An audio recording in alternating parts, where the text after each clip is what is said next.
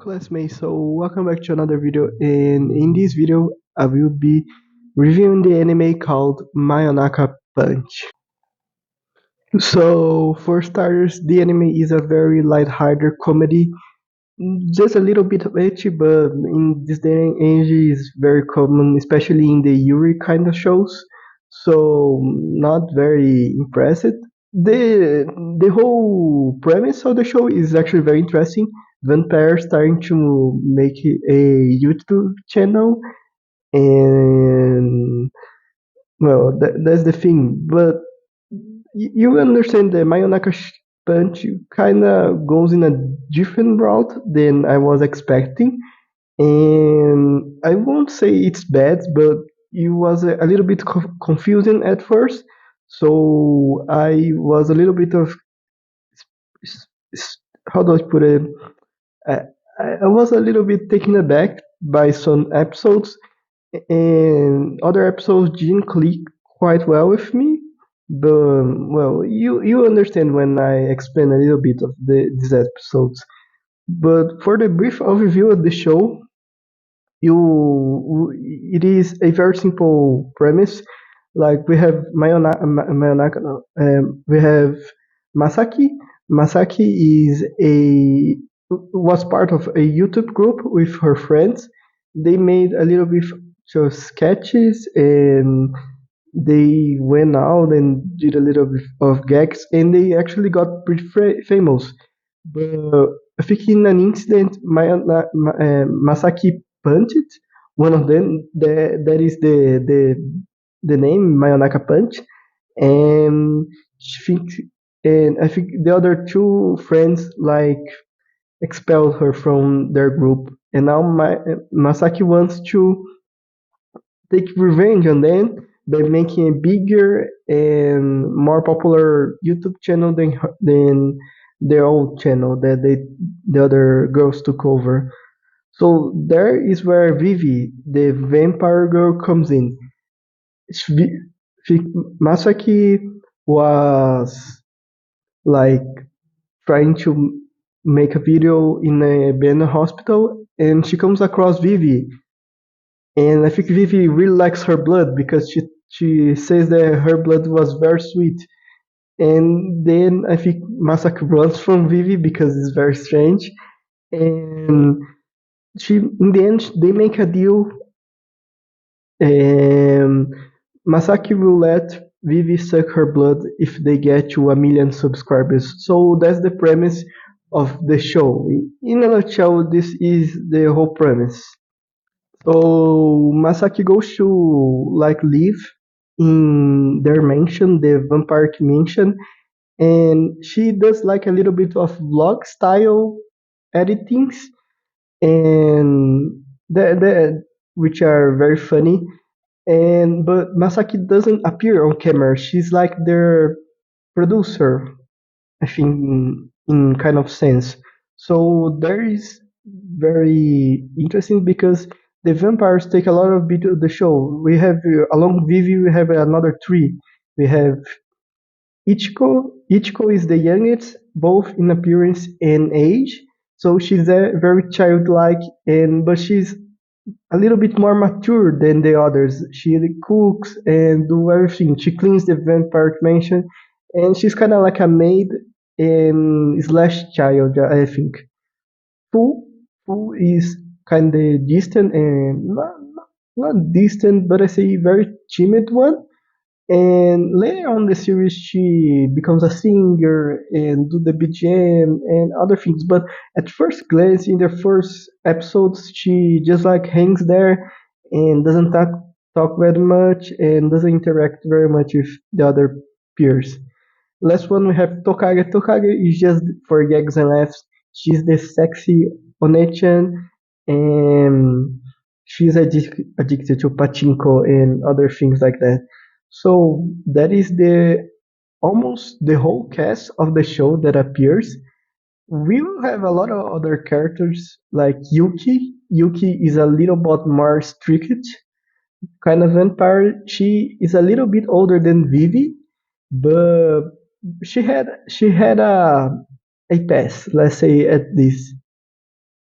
So this is where I kind of didn't, not say I didn't like it, but I was a little bit confused about Mayonaka Punch in this kind of sense because they present a very comedic and lighthearted scenery for the first two episodes. Then they drop a bomb. The bomb is, I think, it is full backstory. Full backstory is a very tragic one because like Masaki was trying to have inspiration and she asks what was the especially what the vampires could do to make views.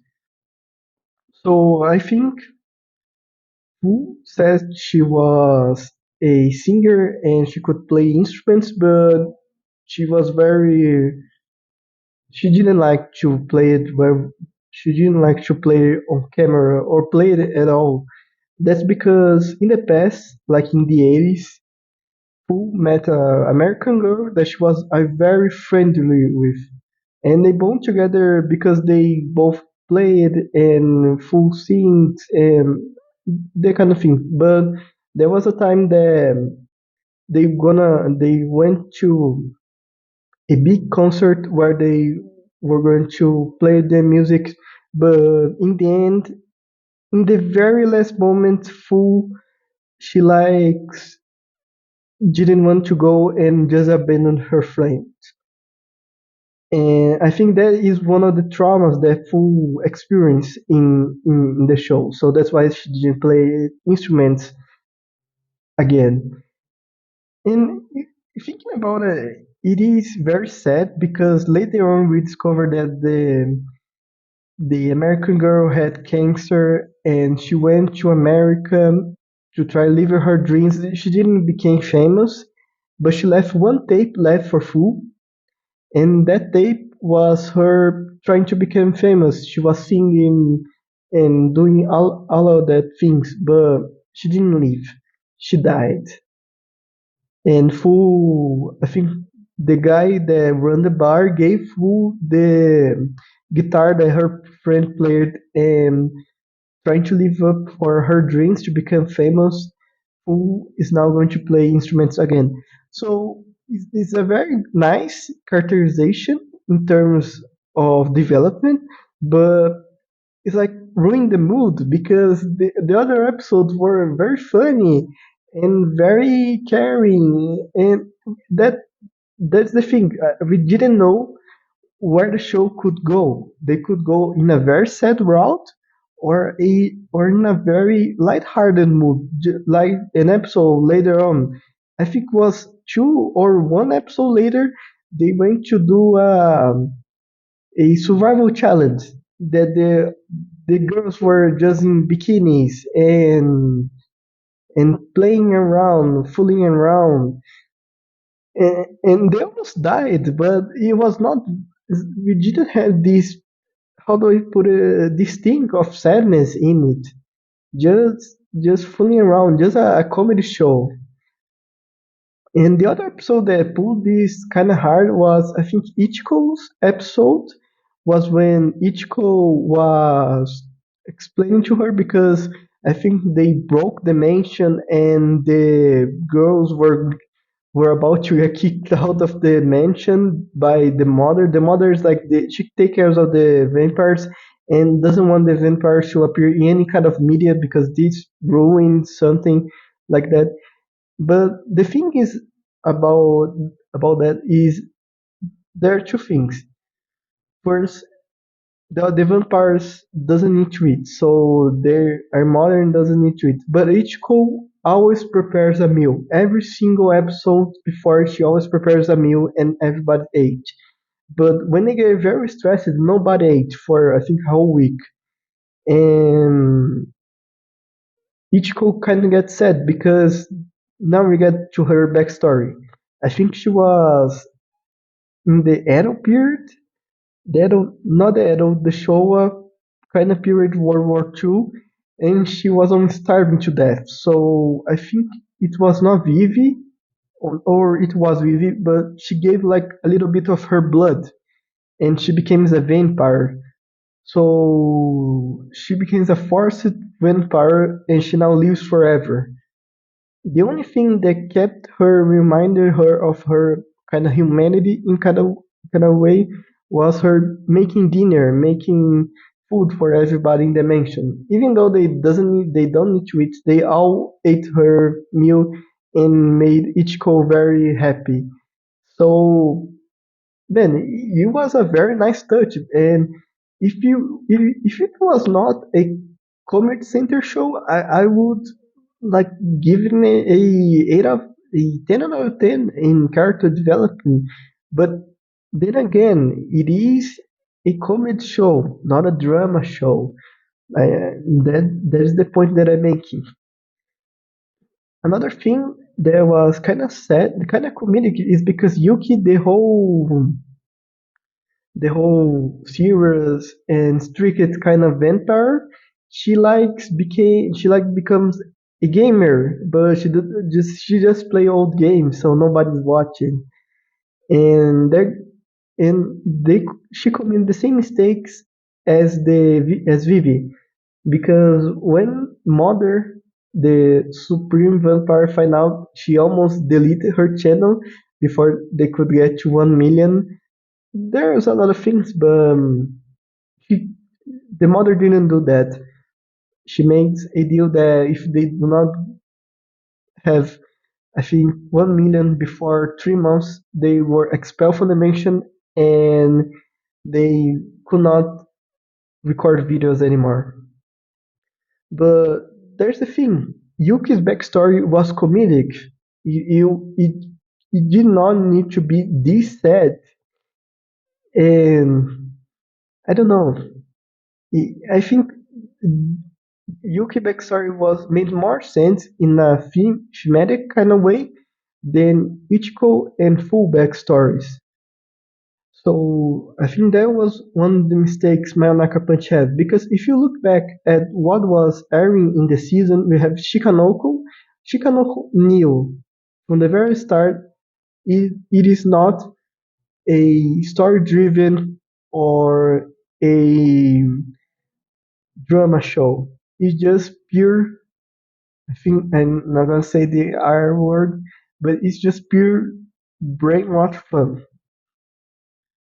I think that is where Mayonaka Punch fell short, because they could have gone in a more serious tone as they went in the finale, or they could just stick to comedy, and they couldn't stick to both, or they tried to stick to both, and I think that is where it kind of like fell short for most of the audience that was watching, because like the opening is very funny.